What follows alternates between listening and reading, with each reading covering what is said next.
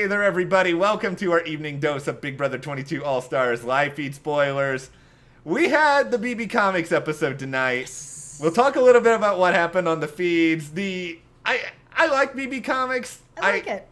I love watching people who get mad that their BB Comics aren't that cool. I also just like watching, I love sort of matching games or find the difference games or stuff like that. So I really like this one a lot. They needed to give us something at least reasonably enjoyable tonight to make up for the ho-hum feeds, and there's a rant coming about some of this, so brace yourselves accordingly. Yep. If you guys enjoy this video, though, subscribe, give us a like, support us further as well. Check those links we have our store as well as our Patreon. We also covered Amazing Race tonight. It is back. Finally. So we have a video up on that as well here at the channel. It was a lot of fun getting into that. So good. Okay, let's just start with the BB Comics of it all here. Favorite comic? Is it David, is it Kaser, or is it Janelle?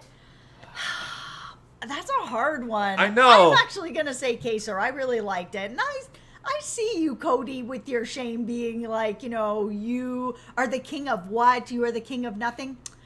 King Kaser. He is the king of everything. He is the king of my heart. Yes. And our Big Brother fandom is his castle in which he rules. Cody is just jealous. Sure, he may win $500,000, but he's still not the king. You are not the king. You do not get to be Kaser. I just love that they sort of used like a name that was already out there for Kaser. It made sense. The David versus Goliath one I thought was really, really fun. Yeah, that was really fun. Seeing Nicole be upset about what hers was, I actually kind of get where she's coming from. This is really the only time that someone gets to be a superhero, and you have all these really cool ones like Davon the Dreamer kind of thing. Yeah. She looks all awesome and everything, and Janelle looks amazing. Like, even Christmas's looked really cool too, where she looked like she had her claws and she was all like in a cool suit and everything. And then you have Nicole, who's in a sloppy box, and I totally get why she was like, come on. It's tinfoil hat time, everyone. Here we go. All right. I feel like BB Comics, this is the manifestation of the producers getting a chance to take out some of their frustrations that they feel about the game. And I think with Nicole, what we're seeing here is that they have run out of other interesting things to put Nicole on a comic book cover for, because she's done this before. I think last time they used her costume too. I think they used like her sausage outfit or whatever. Yeah, and I mean, it was interesting too, because as soon as she came out there, she actually said, all right, just get ready for whatever horrible thing they're gonna do to me. I was just like, how do you know this? Like, it hasn't always been exactly like this, but how did you know? And I'm not being like tinfoil hat. How did you know they told you? It's just like, she's expecting bad things to happen to her. Maybe it's because of Zingbot. Maybe so. I mean, Nicole is very, very perceptive. No matter what we feel about her as entertainment, like, she is absolutely that. I gotta say, I think Memphis's comic kind of sucked, if I'm being totally honest. Like, there was just Memphis. It's like, okay, so he's got like a big fist and he's wearing, denim vest, which feels like that was like 1997. It's just like, I thought it kind of sucked, but now that you're explaining it, I kind of like it what? better. How is this an endorsement? Memphis! Okay, I like it now. It is a very derivative pun, but then again, I do love puns. Yep. Maybe I'm just getting Iron Fist vibes from it, and I really like Iron Fist. I am the one person that liked Iron Fist.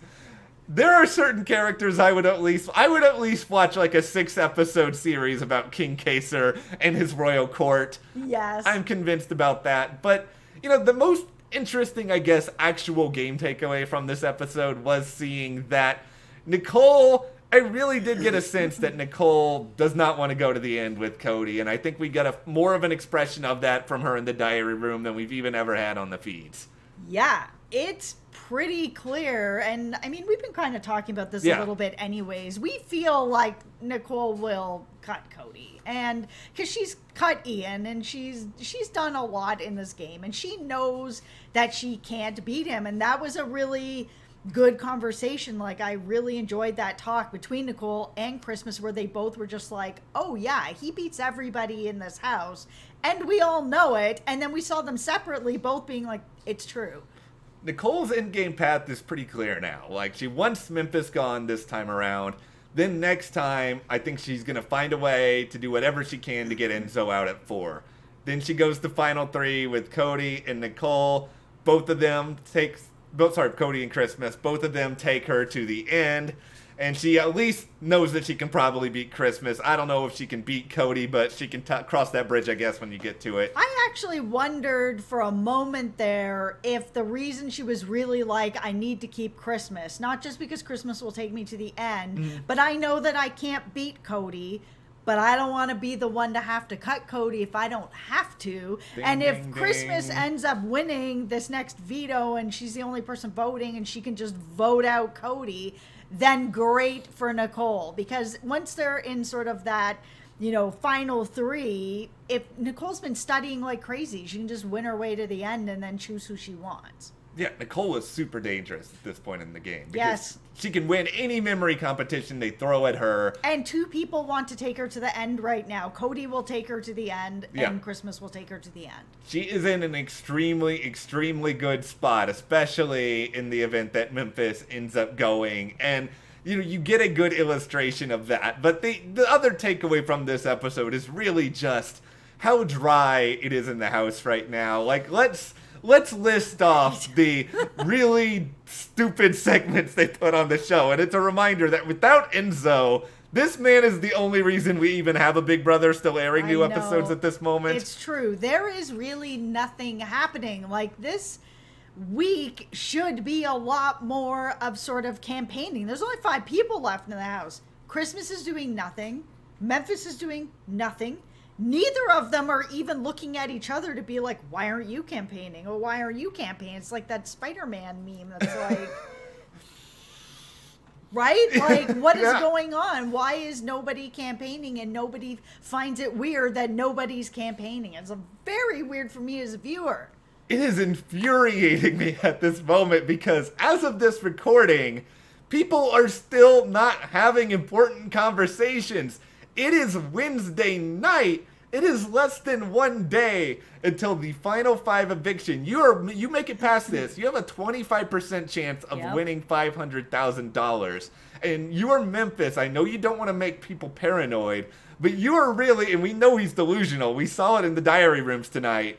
You're resting on your laurels of being like, I feel like I'm good, and you don't have to do anything. It boggles my mind, and I at least thought Christmas would be more paranoid than this. Yeah, it is really weird. And that's the thing. Like, if I was Christmas and Memphis was not campaigning, even though Nicole has told me I'm okay, she's not voting. So does she really know what is going on or not? Because if Memphis is just sitting around doing whatever, then if I was Christmas, I would be campaigning. I would be really worried. She doesn't have that close of a relationship with Enzo or Cody, and they are the only votes. So what is it that isn't making her nervous? This is the thing that I'm probably the most disappointed in about this season, and I don't think it's the worst season. I hated almost everyone on 15, 19. 15 is the worst season, guys, for me, the worst. Yeah, like this season though, like I had so much hype for, and that's why I think I feel more let down by it than almost any other season because I had such high expectations, and it's just, I feel like if you go on Big Brother, you know you're doing a show, yes, to win money, but it's also entertainment, and you're there to make people smile and make people kind of get away from their lives, and I think you have a certain obligation, if you're going on this show, especially as an all-star, to appeal to the fans, try to make it a great season, and it's just, the thing that makes me so sad right now is that other than maybe Enzo, it just seems like these people could not care less about trying to find a way to make this show entertaining for people watching at home. At the final 5, they're just sitting around and sleeping and not doing anything. I will say again, though, that conversation with Christmas and Nicole was very entertaining for me. It was cool to actually sort of see them really have a conversation that was that honest, or as honest as you can be in this house, that they really were able to sort of lay it out and to listen to each other about what is going on.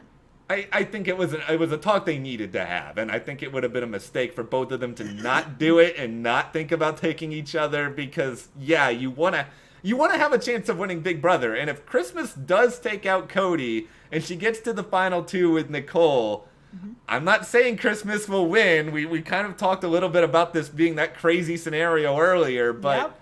I wouldn't rule her out at least getting a few votes in that scenario. Yeah. And this is what I now want to see happen. I just want to see that Nicole versus Christmas at the end.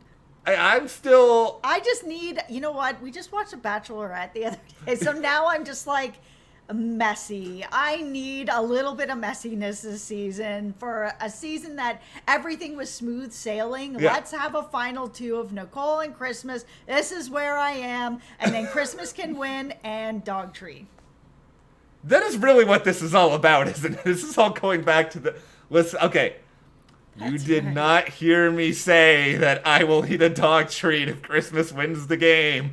What are you waving? It is hypnosis. I am hypnotizing you. I am hypnotizing Me? everyone at home. I So no see. one will remember. Okay, 2 dog treats is now happening. Okay, Christmas is not winning this game. Christmas's victory is going to be just being able to say that she was a comp beast, which I still don't believe is true. But anyway, favorite Enzo segment tonight. Is it number 1, Enzo learns to use a tea kettle, or number 2, Enzo has a long conversation with the cow? The cow, we've seen stuff like this because we also watch Christmas Talk to a Duck. But that kettle thing, okay, listen, we don't have a kettle. So I also boil my water in a pot. Yes. But I don't do that because, I just don't, there's a kettle sitting here and I'm like, I'm going to use a pot instead. I would use the kettle. It's the tool for the job. Why am I going to boil water in a pot if I have a kettle? I don't get it, but that's fine. But now you know that the kettle is just a bit easier to use because it is meant to boil your tea.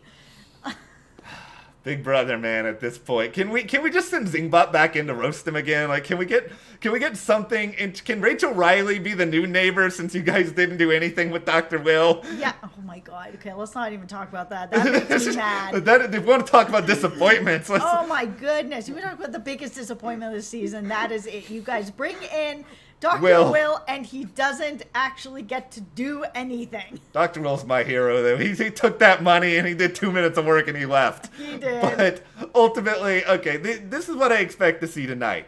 I want to see some campaigns from you guys. Like, let's get some things moving here. Yes. And then, start focusing in on the next HOH. You guys don't know what it's going to be. It does sound as though we are going to have a live show tomorrow. Yep. So endurance, in my mind, is in play as something we could have.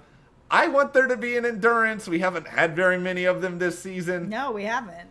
I actually also kind of think it's interesting competition because if Memphis goes, which it seems like he's going to, Yep. it's going to be Cody versus Enzo versus Christmas. Mm-hmm. I think that Christmas and a lot of endurances would probably do very well. Yeah.